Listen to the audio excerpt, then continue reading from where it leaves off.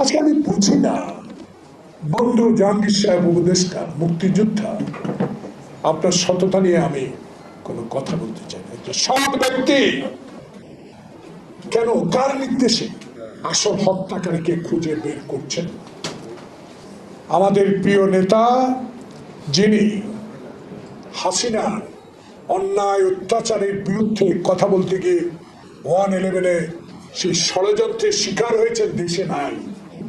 দেশের মানুষকে শান্তি দেওয়ার জন্য, দেশে গণতন্ত্র ফিরিয়ে আনার জন্য, দেশের মানুষকে সেবা করার জন্য আপ্রাণ চেষ্টা করে যাচ্ছেন, সকল ষড়যন্ত্র উপেক্ষা করে।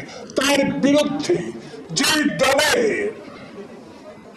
কোনো অস্তিত্ব খুঁজে পাওয়া যায় না, এমন দলের লোকের নেতাদের মুখে শহীদ প্রেসিডেন্ট জিয়াউর রহমানের বেগম খালেদা জিয়ার সন্তানকে নিয়ে কুরুচিপূর্ণ যে বক্তব্য দিয়েছেন, তার প্রতিবাদ করতে এখানে এসেছে। আমার মুখে কোনো ভাষা আমি খুঁজে পাই না, আমি সেই ভাষা এখানে ব্যবহারও করতে চাই।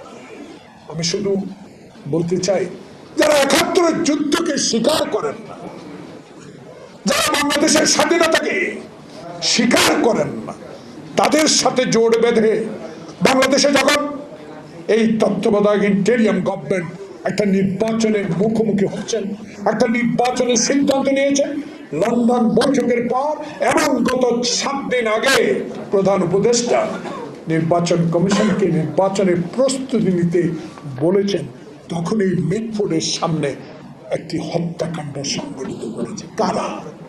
আজকে একটা ছবি দেখবেন, সেই ছবিতে দুই পাশে একজন হত্যাকারী, সেই মন্ত্রী নানকের পাশে যে নানক বাংলাদেশের ৫৪ জন সেনাবাহিনীকে হত্যার সাথে আজকে আমি বুঝি না, বন্ধু জাহাঙ্গীর সাহেব উপদেষ্টা মুক্তিযোদ্ধা, আপনার সততা নিয়ে আমি কোনো কথা বলতে চাই না। একটা সৎ ব্যক্তি কেন, কার নির্দেশে আসল হত্যাকারীকে খুঁজে বের করছেন? তার মেয়েকে কেন ডেকে একটি মামলা করতে বললেন? সেই মামলায় প্রকৃত আসামিদের নাম কেন নাই?